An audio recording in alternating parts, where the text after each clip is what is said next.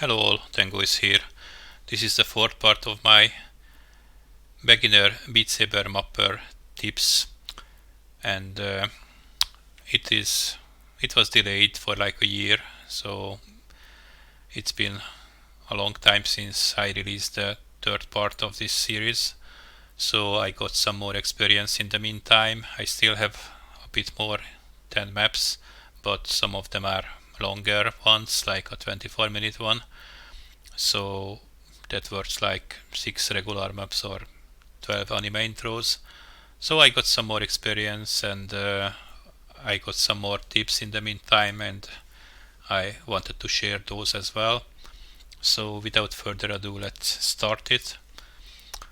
The first one is that I have said in an earlier video that you should use the slice sound, but in the meantime I realized that actually all of them are very useful depending on what kind of song you are mapping and what you can hear better. So still I think the slice is the best one, but the other ones are equally useful or very useful. So just use whatever works for you. Okay, second tip is how to copy sections. So it's actually not the how to use the tool, but a bit more in depth. So of course songs are built from repeating sections, verses or other parts, and of course we don't want to map those manually. We just map one part and then copy that part whenever we need it, even if the verses are not the same exactly, because like the syllable number different or something like that. It's still much easier to copy the earlier verse and just fix that few syllables than to make a completely new verse from ground up. So it is really helpful to copy these sections. But there is one major concern when you start copying, and that is the flow. So I have mentioned in my earlier tips that usually most maps require that you should hit up and down, up and down, up and down. So you should have a flow.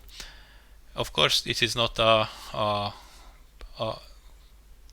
rule which you can't, which you have to always keep, but the faster the map, the more important this rule is. So so you should keep the flow. And if you start copying, this flow can easily go wrong, because who knows what you copy where. So what my solution for that is, I always start a section which is not just it can be a verse or any section, any repeating section of the song, with downward hits. So I have a downward blue here and a downward red, and of course at the end I have upwards hits or slices. So upwards blue, upwards red, of course they can be on different plane. The important thing is it's always upwards in my song. So when the next section starts, it's always down, and it will end with upward as well. So why it is good, and of course this is the main thing, that if I copy a section, I will always be sure that the section which I copy will start with a downward and it will be after an upward hit, so my flow will be intact. So that's how I do it. Okay, so I don't think I mentioned these in the earlier video, but these are the bookmarks, a very useful tool. Basically wherever your grid is, you just press B, you can edit it, add the name, and that's it, and you can jump to it on this bar. Easy to navigate. So very useful tool. Okay, let's go back to the sections. So when you finish a section or a slightly bigger chunk of the song, you should definitely playtest it. So when you finish a verse,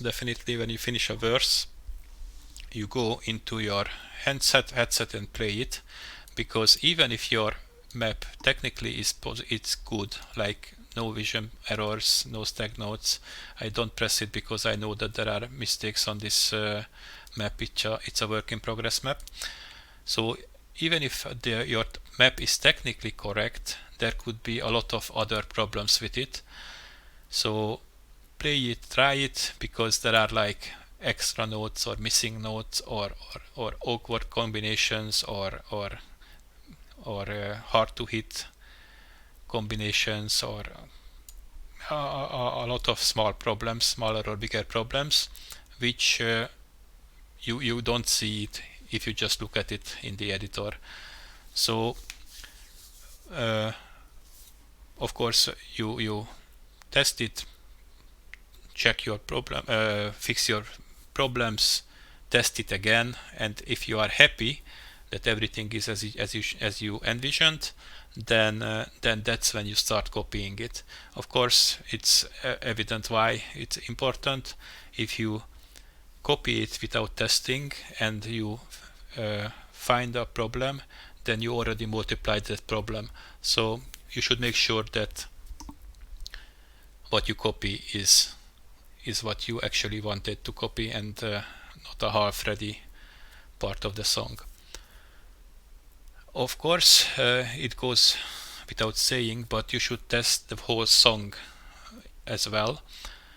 But there are some things to mention with this, and the first thing is that it is given that everybody has a problem finding the problems with their own work, especially when they are really into it, because sometimes you just so focused that you are seeing what you want to see, and really hard to notice things.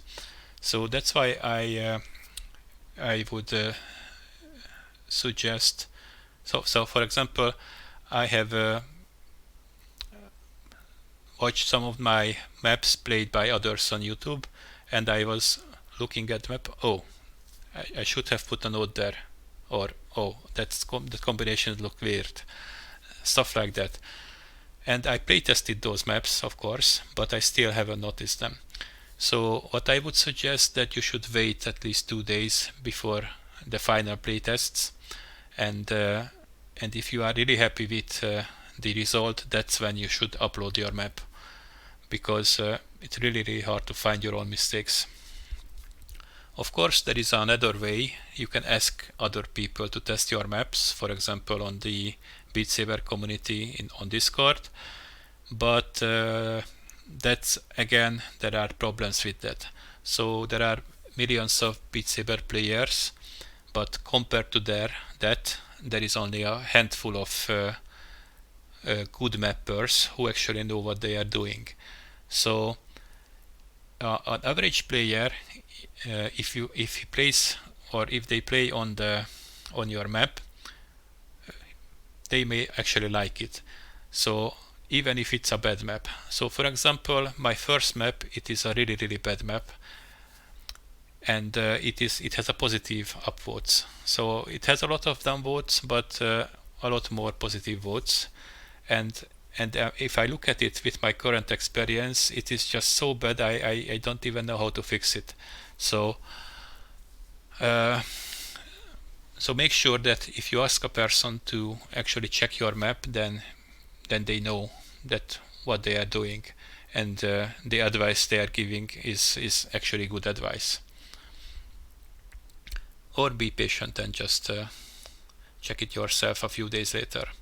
But even if you did that, so even if you notice problems with a release map, it's not a huge problem, because actually this is one of the tips, that that you should go back when you have a bit more experience. You should go back to your older maps and check them, and you will find several problems. With the current higher experience, you can fix them easily. And on the Beat Saber page, you can update your maps, so it is possible. So you will lose the score saber part, but otherwise I think it's a win-win situation. All right, next, let's see. So when I'm mapping, I started to really like these double combinations. It's not much of a combination, this center low, but the important thing is that you have two on the same plane, and it has several advantages. So it's a bit more challenging to hit two blocks, so it increases the difficulty level of your map. It makes it more interesting, but for a beginner mapper perspective, it is a really helpful tool, because whenever you find a flow error, then these double blocks are helping you out at once.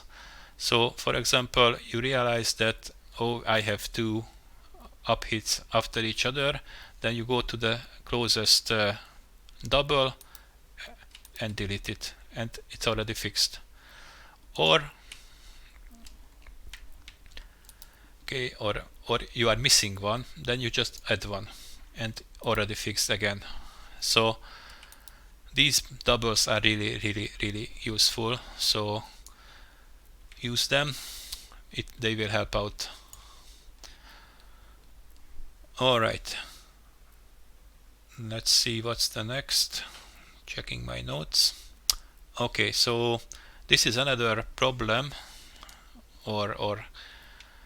so I started to map my songs to the lyrics, and which is not a generally bad idea, but it's not a perfect idea either. So basically I have the lyrics on my second monitor, and I look at it, because as you can hear, I'm not a native English speaker, and this helps me understand the song and helps me with the mapping. But there are several problems with mapping to the lyrics. So if you map only to the lyrics, then your map will be boring, because in each song there will be empty spaces, and empty spaces are boring. So you can't just map to the lyrics, so you have to fill those areas somehow. And of course there are several methods to that, and the most logical is to map to the music. So what I found helping is to figure out which is the most dominant instrument or sound effect or whatever in the song, and try to map to that. And most of the time it is the drums, because drums usually give the beat. But if you find, but that can become boring. So the drum is my last thing to go to. But if there is nothing else, then do that. But if you find anything else, a guitar solo, sound effects, whatever, map to that. So and if there are absolutely nothing to map to, then try to fill out the empty spaces somehow, like a walls or some mines or a light show, whatever.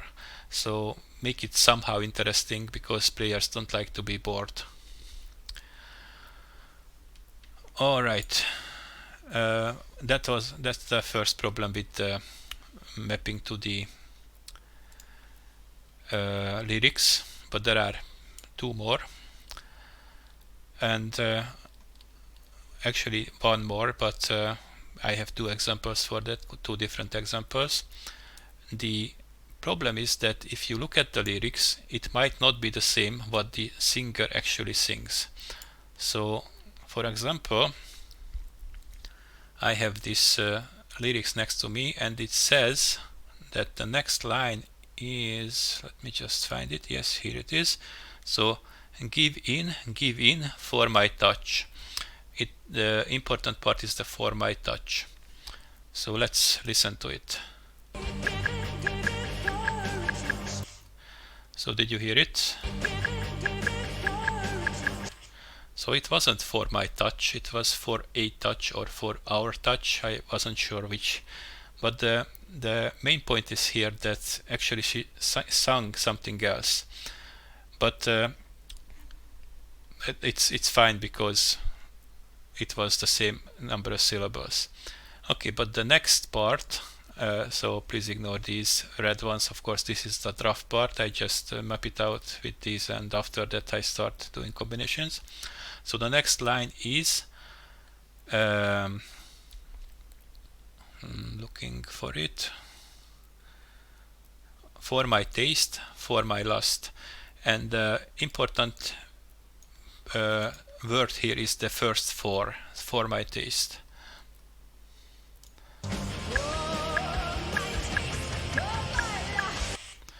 So she actually sang an extra syllable here because the song required it.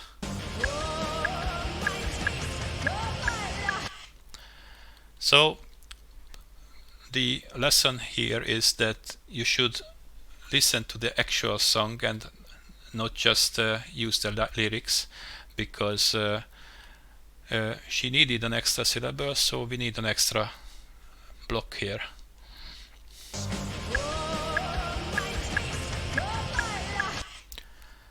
Alright. And one more small advice that also connects to this, that I don't really like to do the light map, but when I have of course these options to just generate one, but the problem with the auto-generated map is that it will generate your map to your blocks. So depending on your block density, it might actually look great or not so bad, but manually you can do much better, and the advice is actually the same what for the lyrics, that you should map your light map to the lyric, I mean the song, and not to the blocks what you put on your map, because it will be much better, believe me. So basically that's all for now. I'm not sure if there will be a fifth part, so maybe I could